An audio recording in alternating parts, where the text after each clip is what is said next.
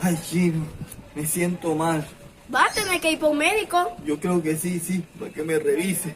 Ah, no, Joséito, ¿y qué tiene? ¿Siente dolor o algo? ¿Qué? Dime.